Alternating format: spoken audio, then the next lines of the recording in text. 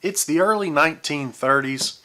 America has been plunged into a Great Depression, and it doesn't really look like President Hoover is going to do a whole lot to try to fix things. That's where President Franklin Delano Roosevelt comes into play, with his New Deal. Stick around, that's what we're going to talk about today on Mr. E's Classroom.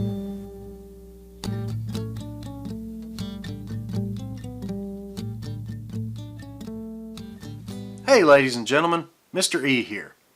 Today we're going to talk about the New Deal and how it fought the Depression. Specifically, we're going to try our best to answer the question, how did the New Deal attempt to solve the problems of the Depression? So grab your pencil and paper, get ready to take some notes. Pay attention, by the end of this video, hopefully you've got an answer for that question. So by now we are firmly in the throes of the Great Depression. Things kind of suck for America. It's definitely time for a change. The people, they were super fed up with President Hoover. He really didn't do a whole lot to help, and when he did, the help he provided really wasn't much of anything. You could also say the same thing about Congress in general. He's also a really easy target to blame. The president, very centralized figurehead. People were upset and they were fed up with Hoover. Enter the 1932 presidential election. Hoover gets his butt stomped. Hoover lost this election by, at the time, the largest margin in presidential election history. If you take a look at this map here real quick, you can see that when I say that he lost by a big margin, he really lost by a big margin. I believe Hoover actually only won 6 states in this election. Most of those states were those hardcore Republican northern states. So who did Hoover lose this election to? It was a guy named Franklin Delano Roosevelt. FDR, as I'll often refer to him as. FDR was the cousin of another famous Roosevelt, Theodore Roosevelt. FDR would go on to get himself elected as president for 4 terms, or 4 separate elections. This is a record that he currently holds and will never be broken. In fact, it's because of FDR that we now have a 2-term limit for our presidents. The main thing that separated FDR from Hoover was that FDR firmly believed in using the power of the government to help people out. And in his campaign, in his run for presidency, he promised the American people what he called a New Deal. Right from the get-go, FDR gave Americans hope. A very famous line from his first inaugural address is that the only thing we have to fear is fear itself. Basically what FDR is telling the American people is that it's really all in our heads. If we work hard, we can pull ourselves out from this depression. FDR also brought to the table something that not many other presidents up to that point had. His wife, Eleanor Roosevelt, basically served as his eyes and ears. As the First Lady, she really kind of traveled the U.S. finding out exactly what the mood of the country was. What it was that people really wanted, was it that the people really needed. FDR really relied on his wife to kind of feel out the American people. And Eleanor did a fantastic job at this. FDR also really relied incredibly heavily on a group that he called his Brain Trust. So who exactly was this Brain Trust? The Brain Trust was a group of people that FDR gathered together. He considered them to be the best and the brightest minds in their fields, and he would gather them together and he told them, guys, I need you to come up with as many ideas as you can on how we can try to fix our economy. FDR really didn't care how stupid or silly or inconsequential these plans seemed to be. He said, I want options. And he called all these options his New Deal. It can easily be argued that the first 100 days of FDR's presidency were the most important. FDR took some of these New Deal legislation ideas from his Brain Trust to Congress, and in the first 100 days, Congress passes 15 different New Deal options. What we start to see is the government starts to expand itself and really kind of stick its fingers into the nation's economy. And it turns out when the government does this, things start to get fixed, problems start to get solved, And people can already see how this New Deal that FDR brought to the table along with his brain trust has a chance of really helping out. This idea of the New Deal that FDR brings to the table tries to accomplish three goals. They're known as the 3 R's of the New Deal. Goal number one is relief. How can we help the American people now with things like food or housing or jobs, things that they desperately need immediately? The second R is recovery. What can the government do to stimulate the economy? How can the government try to help for the long term, help us actually come out of this depression? And number three, the third R, is reform. What can the government do or put in place to prevent a future depression from happening? Those 3 R's are kind of what drives the New Deal. One of the first major things that FDR does as president is he declares what's called a bank holiday. The government passed one of these New Deal ideas from the Brain Trust called the Emergency Banking Bill, which gave the president the power to temporarily close all banks in the country.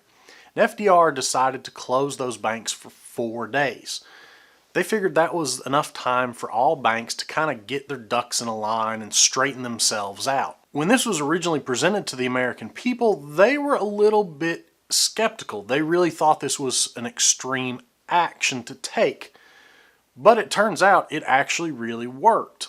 Something else that FDR did that really kind of separated himself from his predecessors like Hoover was this idea called the Fireside Chat.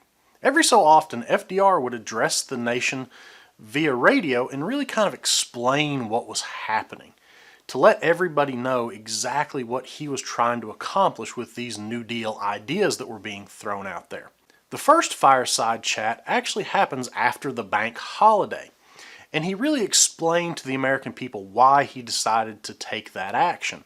He also assured American people that what he had done had worked and that it was safe for them to put money back in those banks. And it turns out the American people listened, and they did. And as they started to put more money back in the banks, guess what? The economy starts to improve a little bit. That bank holiday was really meant to fill 2 of the 3 goals of the New Deal. It was meant to accomplish the goals of relief and recovery. How do we reform the banks so that this doesn't happen again?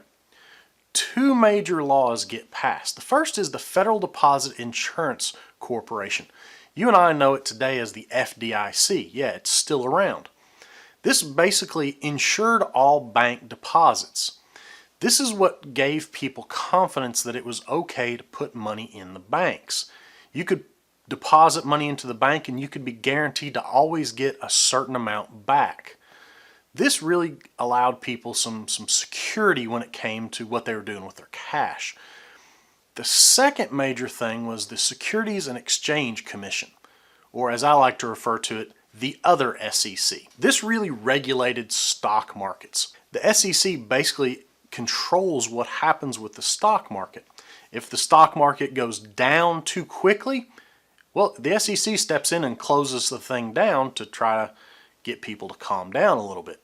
But likewise, if it goes up way too fast, it also caps the stock market to try to prevent anybody from doing anything too dumb. Once the financial sector is kind of shored up through legislation, FDR dives in headfirst with his New Deal with this idea that's become known as alphabet soup. The first alphabet soup we're going to look at is the Agricultural Adjustment Act, or the AAA. The AAA basically paid farmers to grow less money and kill off excessive livestock. This really kind of shocked the American people, but it was designed as a way to kind of make farming more profitable, to where farmers could actually survive off of farming. It was designed to really end this whole overproduction and drop in prices that we saw during the 1920s that really kind of killed the American economy. Initially, it really pissed people off, especially with all these homeless people that were incredibly hungry, but it turns out it worked. Another big alphabet soup New Deal bit of legislation that got passed to help people out is called the Civilian Conservation Corps, the CCC. This was a program designed to give young men jobs, basically. They went around the country planting forests, building trails, digging irrigation ditches, fighting forest fires, basically doing all sorts of outdoorsy kind of jobs. The CCC eventually employed almost 2 million young men. What they could do is they could work these jobs. They were supplied a place to stay and a small paycheck. Some of that paycheck got used to kind of sustain their living situation, pay for where they're staying, pay for the meals that they're getting. But it also was more than enough money to where workers could send home the money they weren't using. And most of these CCC operations were happening out in the middle of nowhere, so there really wasn't anywhere for these young men to spend their money. So they would send it home for their families. Another bit of the alphabet soup was the Tennessee Valley Authority, or TVA, something that had a huge impact here where we live in East Tennessee. TVA built a series of dams across the Tennessee River Valley. These dams were designed to control floods, generate cheap electricity, and create a lot of jobs for what was arguably one of the poorest areas in the country. These jobs, along with the cheap electricity and the controlled flooding, allowed for other industries to come into the area.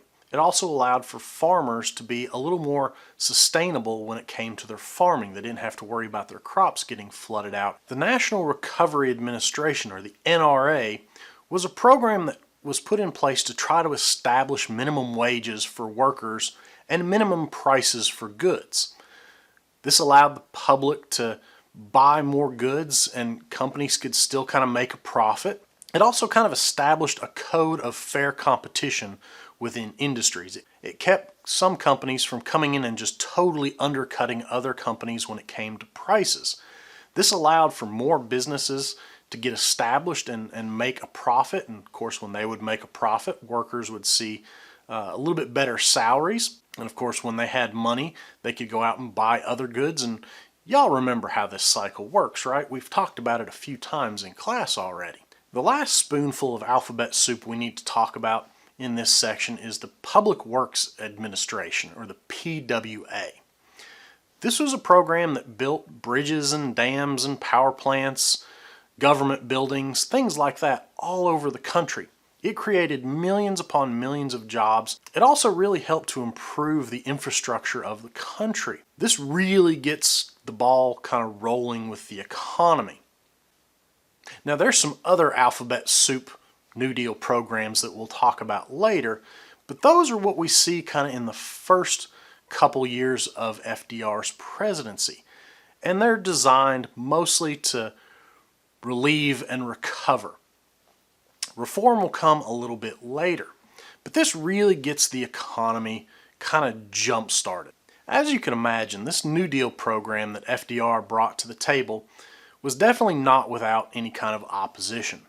Conservatives, or Republicans, really said that what FDR was trying to do was way too much. The New Deal made the federal government way too powerful and encroached way too much into the economy and people's lives. But there were also a lot of people that didn't agree with the New Deal that were actually on FDR's side, the liberals. There were a lot of people that said FDR wasn't doing enough with these New Deal programs. They argued that the poor needed even more direct relief, and some argued that they needed that relief in the form of cash, straight up money. One important figure on the extreme left that thought FDR wasn't doing enough was a gentleman named Father Charles Coughlin. He was a socialist and thought that FDR really wasn't doing enough to help people. He thought that there needed to be even more. And he used a very popular radio program that he had of the day to really criticize what FDR was doing. He said that he was leaving a lot of people out when it came to this New Deal. He said that it needed to be spread out evenly amongst all Americans. In fact, he went as far as to say that FDR was out hoovering Hoover. Another figure from this extreme left that really didn't think FDR was doing enough was a senator from Louisiana called Huey Long. Huey Long had this program he called the Share Our Wealth program. He thought that there should be incredibly high taxes on the wealthy and that money should be given directly to the poor. The idea was you kind of even things out when it comes to money. In fact, there are a lot of people that really thought this was a great idea. Huey Long had a very powerful following. Unfortunately, before he could kind of make a run at president and try to really put this Share Our Wealth program in place, he winds up being assassinated. So what do you need to take away today? Well, number one, remember that FDR gave America hope. Number two, don't forget the 3 R's of the New Deal: relief, recovery, and reform. And number three, remember that FDR really was a middle-of-the-road kind of guy. His opposition really thought he was doing way too much or didn't think he was doing enough. There you go, guys. The New Deal and how it fought against the Depression. Hopefully you got great notes. Hopefully you're going to be ready for the quiz when it happens in class. And as always, till next time, guys, remember, don't stop learning.